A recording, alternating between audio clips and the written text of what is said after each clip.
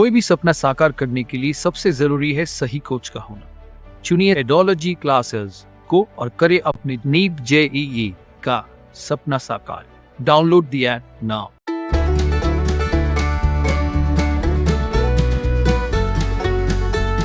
सबसे पहले नॉस्टल के बाद में नजल पासेस के बाद में फेरिंग्स ओपन होगी, नेजोफेरिंग्स है ना, नेजोफेरिंग्स ओपन हो रही है फेरिंग्स में, क्योंकि यहां पर ओरोफेरिंग्स और फेरिंग्स दोनों मिलकर, ओरोफेरिंग्स और नेजोफेरिंग्स दोनों मिलकर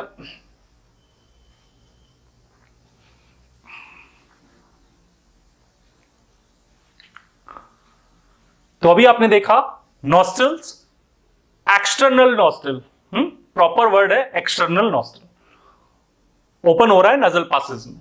उसके बाद नेजोफेरिंग्स, इसका रेस्पिरेटरी का अगला पार्ट क्या है सिस्टम का, नेजोफेरिंग्स। नेजोफेरिंग्स जो है उसका आगे वाला पार्ट जो है वो ओरोफेरिंग्स के साथ मिक्स हो रहा है, और ओरोफेरिंग्स जो है वो डाइजेस्टिव सिस्टम का पार्ट है। तो नेजो प्लस ओरो, नेजोफेरिंग्स प्लस ओरोफेरिंग्स दोनों मिलकर कॉमनली क्या कहते हैं इसको, फेरिंग्स। फेरिंग्स ओपन होती है ग्लोटिस पे, लेकिन ग्लोटिस पे एक ढक्कन होता है, एक फ्लैप लाइक स्ट्रक्चर होती है जिसको कहते हैं हाइलिन कार्टिलेज का बना हुआ फ्लैप लाइक स्ट्रक्चर, जिसे कहते हैं एपिग्लोटिस, जो हमारे फूड पाइप को विंड पाइप से अलग करता है। जब हम खाना खाते हैं तो ऑटोमेटिकली इस पर आकर जुड़ जाता है, मतलब बैठ जाता है उस पर।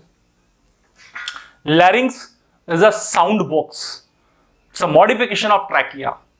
देन ट्रैकिया के बाद में 10 to 12 सेंटीमीटर लॉन्ग एक ट्यूब लाइक स्ट्रक्चर है, जिस पर 16 से लेके 20 तक हाइलिन कार्टिलेज के जो है सी शेप्ड रिंग्स पाई जाती है, half rings, C shaped half rings पाई जाती हैं, सी शेप्ड रिंग्स पाई जाती हैं इस पे, जो हमारे,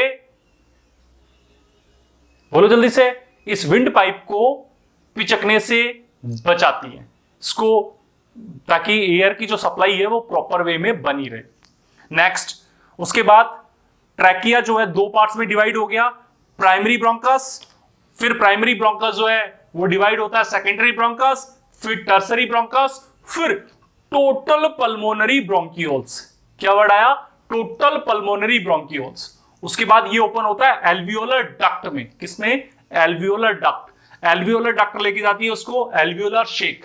एल्वियोलर शेक का मतलब 8 to 10 एल्वियोलीज की एक ग्रुप होता है, गुच्छा, लाइक ग्रेप्स का आपने देखा होगा, ग्रेप्स का गुच्छा आपने देखा है ना, edge like structure alveolar sac. और ये लास्ट में होता है एल्वियोली। एल्वियोली जो होती है उसपे छोटे छोटे पोर्स होते हैं, जिनको कहते हैं पोर ऑफ कुहन। क्या कहते हैं, पोर ऑफ कुहन। इसकी जो मेम्ब्रेन है, एल्वियोली की मेम्ब्रेन जो है वो एक्चुअली स्क्वाइमस एपिथेलियम की बनी होती है, जिसपे डिफ्यूजन इजीली होता है, समझ रहे हैं। इसकी जो मेम्ब्रेन है उसमें दो सेल्स पाई जाती हैं, एल्वियोली की मेम्ब्रेन में दो सेल्स पाई जाती है, pneumocytes first, pneumocyte second. Pneumocyte second जो है लेसिथिन नाम का एक सब्सटेंस रिलीज करेगा, जो क्या काम करता है, जो इसकी मेम्ब्रेन को टूटने से बचाता है, इसकी मेम्ब्रेन को ब्रेक होने से बचाता है, और इसकी सरफेस टेंशन को कम करता है।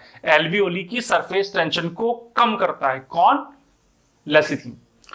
ठीक है, ये हो गया।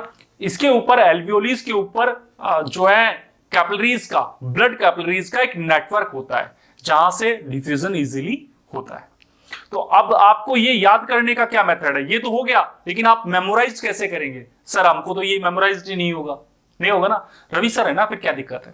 देखो 1 2 3 3 एन आपको दिख रहे हैं, ट्रिपल एन याद रहेगा, ट्रिपल एन, अरे ट्रिपल एन याद रहेगा, वेरी गुड। ट्रिपल एन हो गया। यहां पर पीएचए, फेरिंग्स का क्या हो जाएगा, पीएचए, जी एल, इसको हम कह दिया पागल।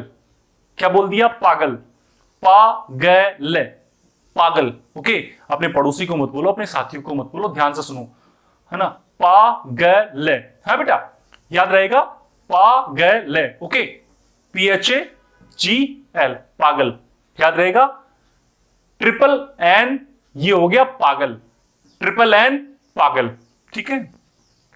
ट्रैकिया को बोल दो ट्रैक, ट्रैक, ट्रैक, इसको बोल दिया first second and third, first second and third, ठीक है।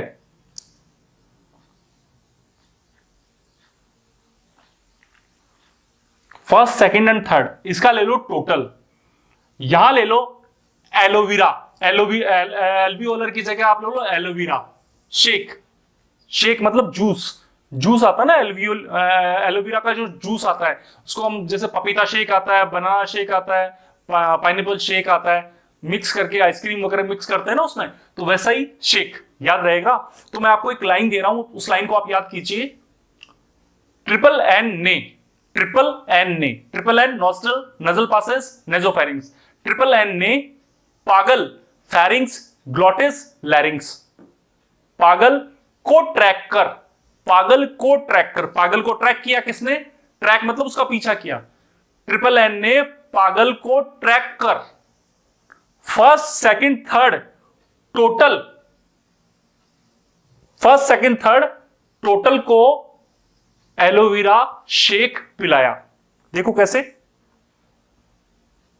अच्छा अच्छा अच्छा अच्छा, ध्यान से सुनो, ये ब्रोंकस है ना, ब्रोंकस, फर्स्ट सेकंड थर्ड, अब क्या फर्स्ट सेकंड थर्ड क्या है, ब्रोंकस, तो ब्रोंकस याद मत कीजिए, बॉर्न चाइना याद कीजिए, बॉर्न चाइना जल्दी याद हो जाता है, बॉर्न चाइना है ना, तो first second third born China को देखो आप, ट्रिपल एन पागल ने, ट्रिपल एन पागल ने ट्रैक कर, मतलब ट्रिपल एन पागल है, उसने ट्रैक किया first second third, first second third total born China, complete जो बॉर्न चाइना मतलब ब्रोंकस जो है टोटल को एलोवेरा शेक पिलाया। क्लियर हो गया, फर्स्ट क्लास, याद रहेगा। देखो ध्यान से, ट्रिपल एन, ट्रिपल एन पागल ने ट्रैक कर, ट्रिपल एन पागल ने, ट्रिपल एन किसी का नाम है, वो है पागल, उसने ट्रैक किया first second third total born China को एलोवेरा शेक पिलाया। आपको याद हो जाएगा फटाफट। क्लियर है फर्स्ट क्लास। देखिए, ट्रिपल एन पागल ने ट्रैक कर first second third total born China को एलोवेरा शेक पिलाया।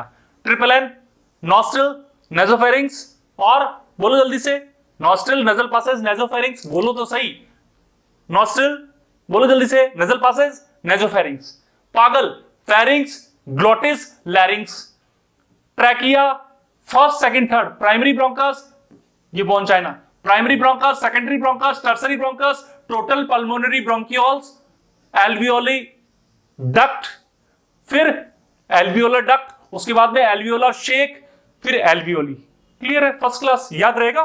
कोई भी सपना साकार करने के लिए सबसे जरूरी है सही कोच का होना। चुनिए एडोलॉजी क्लासेस को और करें अपने नीट जेईई का सपना साकार। Download the app now.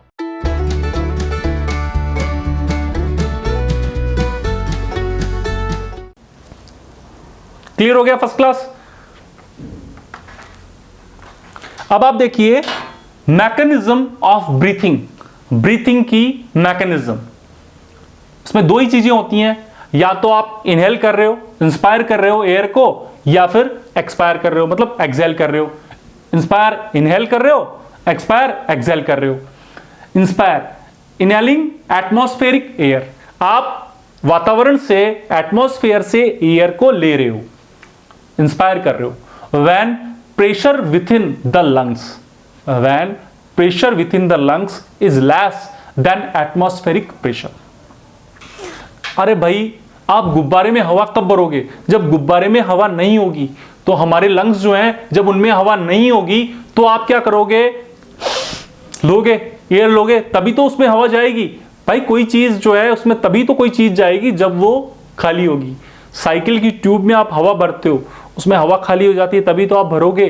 तो वहां पर आप देखो एटमॉस्फेयर की एयर के कंपैरिजन में then the pressure within the lungs, lungs के अंदर जो प्रेशर है वो लेस, कम है। किसके कंपैरिजन में? एटमॉस्फेरिक प्रेशर के कंपैरिजन में प्रेशर कम है। यहां पर इंट्रा पल्मोनरी प्रेशर, या लंग्स के में जो प्रेशर यूज किया गया है इंट्रा पल्मोनरी प्रेशर, ये एनसीईआरटी से उठाया हुआ है as it is, intra pulmonary pressure इसलिए उठाया है क्योंकि कई बार जो है इस प्रकार का नहीं आके इस प्रकार आ जाए तो आप तो कंफ्यूज हो गए कि रवि सर ने तो पढ़ाया नहीं था, ये पता नहीं कहां से आ गया।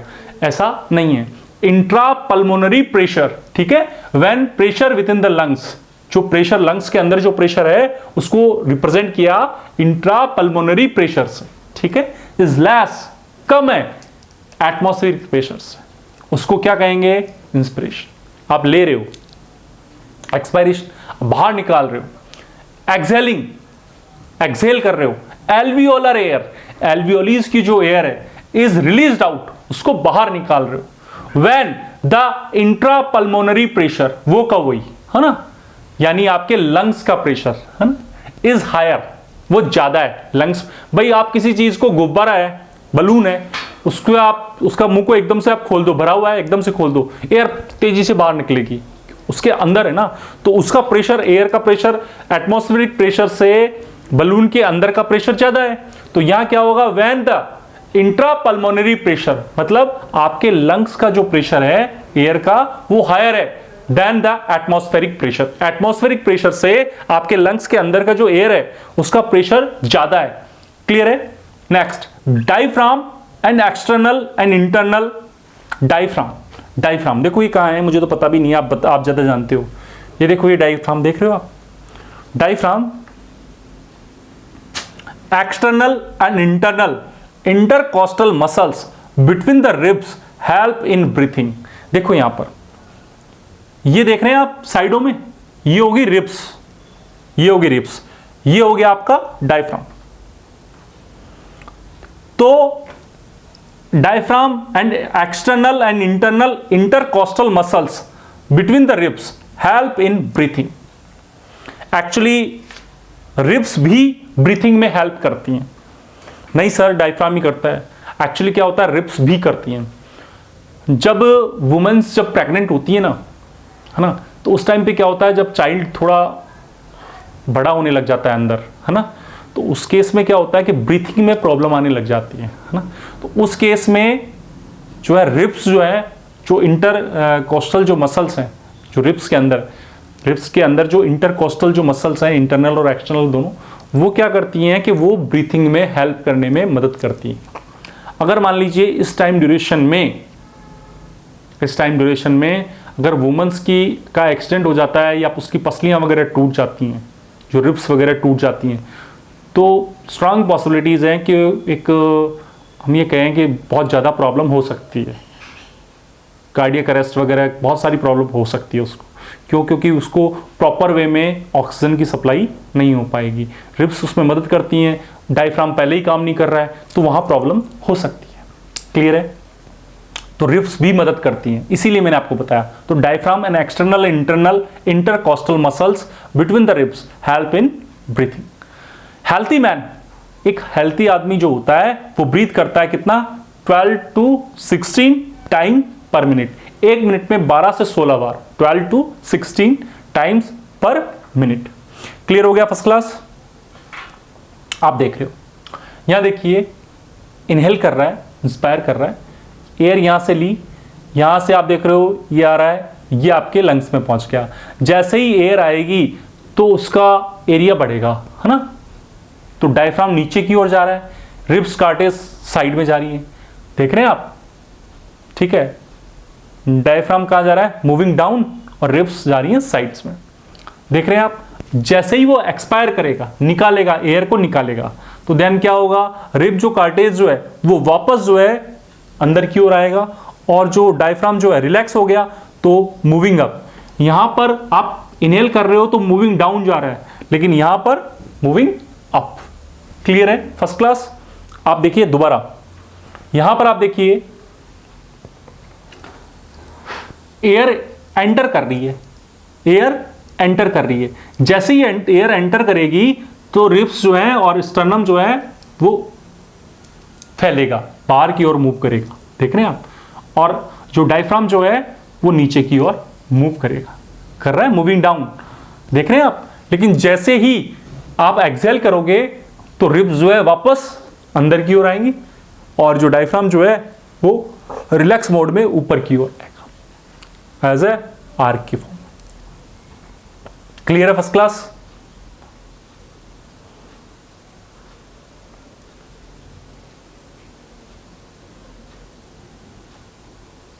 कोई भी सपना साकार करने के लिए सबसे जरूरी है सही कोच का होना। चुनिए एडोलॉजी क्लासेस को और करें अपने नीट जेईई का सपना साकार।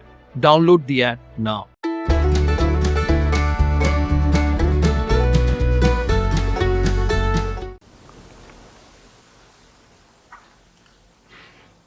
अब आप देखिए स्टेज ऑफ रेस्पिरेशन।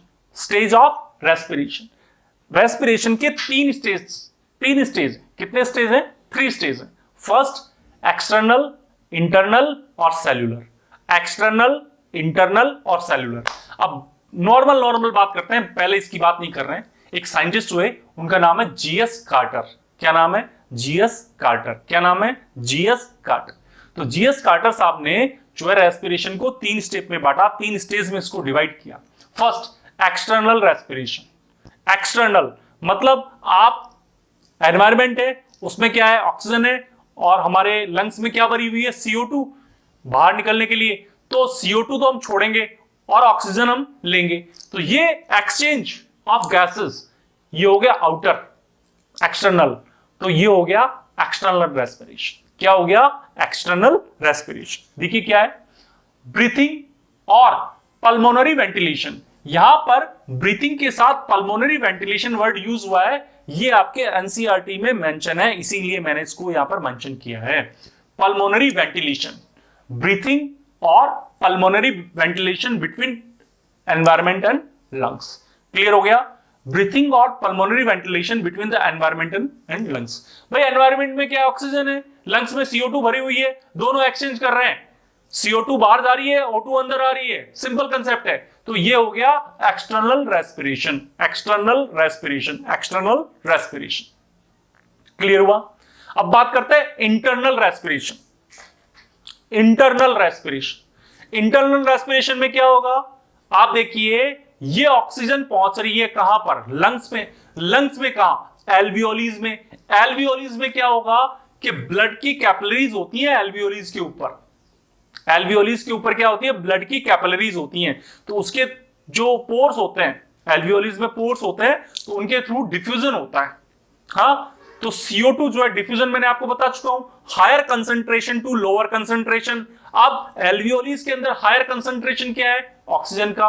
और ब्लड वेसल्स में किसका कंसंट्रेशन ज्यादा है? CO2 का। तो CO2 आएगी एल्वियोलीज में और ऑक्सीजन जाएगी ब्लड वेसल्स में। CO2 आएगी एल्वियोलीज में और ऑक्सीजन जाएगी ब्लड वेसल्स में। तो एक्सचेंज हो रहा है यहां पर इंटरनली। यहां पर हो गया पहली बात। अब वो ऑक्सीजन मूव कर रही है कहां पर? वो जा रही है ब्लड टिश्यूज तक। ब्लड में पहुंचेगी। ब्लड टिश्यू क्या? ब्लड के थ्रू जाएगी टिश्यूज में। तो टिश्यूज में जाने से पहले टिश्यू का जो लिक्विड है, उसका जो लिक्विड है, टिश्यू फ्लूइड है, वहां पर जाकर ऑक्सीजन वहां जाकर पहुंच गई, वहां तक पहुंच गई। मतलब सेल में घुसने से अंदर तक, सेल में घुसी नहीं अभी O2, वहां तक पहुंच गई, सेल के पास तक पहुंच गई। तो यहां सेल के अंदर नहीं घुसाना उसको, सेल के बाहर ही रखो। तो उसको रहेंगे इंटरनल रेस्पिरेशन। क्या कहेंगे? Internal respiration. अब आप देखिए diffusion of gases O2 and CO2 across alveolar membrane. Alveoli की जो मेम्ब्रेन है उससे ऑक्सीजन और CO2 का एक्सचेंज होना। Second, transport of gas by the blood. Blood capillaries में क्या रहता है? ब्लड रहता है। तो ब्लड कहां जाता है? ट्रांसपोर्ट होता है, ऑक्सीजन को लेके ब्लड घूमता है। हमारी जो जैसे ट्रांसपोर्ट के लिए बसेस होती हैं, कार होती है, तो हमारी बॉडी में जो कौन ट्रांसपोर्ट करेगा? ब्लड। ब्लड जो है किसी भी चीज को ट्रांसपोर्ट करने का काम करेगा, चाहे प्रोटीन हो, चाहे कार्ब हो, चाहे कुछ भी हो, XYZ, चाहे एक्सक्रीटरी मटेरियल्स हो, चाहे वेस्ट मटेरियल्स हो, चाहे कुछ भी XYZ फूड हो, हाँ आपका सब कुछ, उसको ट्रांसपोर्ट करने का काम कौन करेगा? Blood. Diffusion of O2 and CO2 between blood to tissue fluid. अब क्या होगा? सेल के अंदर नहीं जा रहा है, टिश्यू का जो फ्लूइड है उसमें ब्लड से पहुंच रहा है कहां पर? वहां तक। कहां तक? टिश्यू फ्लूइड तक। तो diffusion of O2 and CO2 between blood to tissue fluid. Clear हो गया? अब बात करते हैं important cellular respiration. Cellular respiration में oxidation of organic compound catabolic reaction होती है इन द सेल और एनर्जी रिलीज होती है। ये मैं पढ़ा चुका हूं आपको सबसे पहले। रेस्पिरेशन की डेफिनेशन जो है उसमें 38 एटीपी जो है ग्लूकोज का ऑक्सीडेशन हो रहा है एंजाइम्स की प्रेजेंस में, कितना 6H2O + 6CO2 + 38 एटीपी बन रहे हैं। तो ये प्रोसेस वही है, कोई अलग प्रोसेस नहीं है। ये एग्जाम में बहुत ज्यादा बार पूछा जा चुका है। ग्लाइकोलाइसिस साइकिल इनटू साइटोप्लाज्म, दो तरीके से ये प्रोसेस होता है सेल्यूलर रेस्पिरेशन। फर्स्ट, जो साइटोप्लाज्म होता है सेल का जो लिक्विड है, सेल का जो साइटोप्लाज्म है, वहां पर एक साइकिल होती है, उसका नाम है ग्लाइकोलाइसिस साइकिल। क्या नाम है उसका? Glycolysis cycle. क्या नाम है उसका? Glycolysis cycle. क्या नाम है उसका? ग्लाइकोलाइसिस साइकिल, जो है साइटोप्लाज्म में होती है। ठीक है।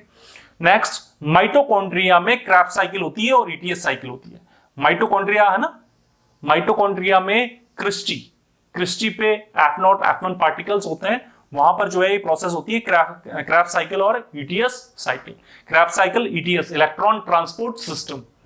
क्लियर हुआ? ये दोनों बहुत बार पूछे जा चुके हैं, it's very important. First class. Spotlight second, one haemoglobin carry 4 molecule of O2। It's very important. Haemoglobin जो है वो एक ब्लड में पाया जाता है, हीम प्लस ग्लोबिन से मिलकर बनता है। किससे मिलकर बनता है? Haem plus globin. किससे मिलकर बनता है? Haem plus globin. किससे मिलकर बनता है? Haem plus globin. हीम क्या होता है? आयरन। और ग्लोबिन क्या होता है? एक प्रोटीन होता है, ग्लोबुलर प्रोटीन होता है। ग्लोबिन एक प्रोटीन होता है। तो ग्लोबिन जो है वो एक्चुअली 4 प्रोटीन से मिलकर बना है, α1, α2, β1, β2। तो 4 प्रोटीन हो गए। अब हीम, Fe लोहा, ग्लोबिन 4, α1, α2, β1, β2, ये 4 मॉलिक्यूल को कैरी करेंगे ऑक्सीजन के। भाई इसके पास ऑलरेडी 4 होर्स हैं, ठीक है, α1, α2, β1, β2। तो ये ऑब्वियसली ऑक्सीजन के 4 मॉलिक्यूल्स को कैरी करेंगे। ऑक्सीजन कभी भी केवल सिंगल O की फॉर्म में नहीं आएगा, ये हमेशा O2 की फॉर्म में रहेगा, मॉलिक्यूल्स की फॉर्म में रहेगा। क्यों? क्योंकि ऑक्सीजन जानते हो आप, ऑक्सीजन का एटॉमिक नंबर कितना होता है? बोलो जल्दी से, ऑक्सीजन का नंबर कितना होता है? याद ही नहीं है। Hydrogen, helium, lithium, beryllium, boron, carbon, nitrogen, oxygen 8 होता है ना, 8। 1s2, 2s2, 2p4। ठीक है, आप देख रहे हैं यहां पर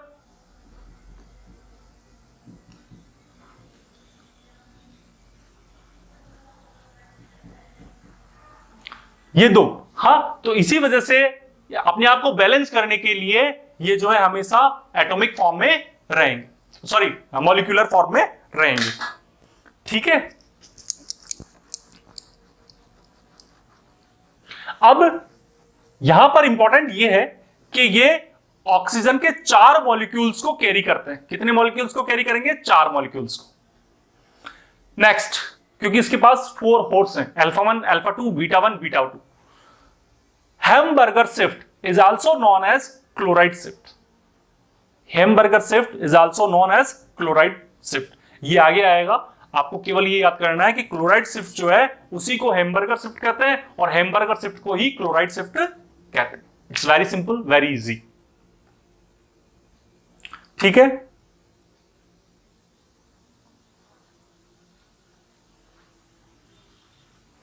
आप यहां देखिए, इधर वाला जो लंग है वो कितने पार्ट्स में डिवाइड है? 3 पार्ट्स में। भूल मत जाना, 3 लॉब में। ठीक है, फर्स्ट, सेकंड और थर्ड। यहां इधर वाला आप देखिए, लेफ्ट वाला 1 और 2, केवल 2। ये 3 में, ये 2 में डिवाइड। क्लियर है फर्स्ट क्लास?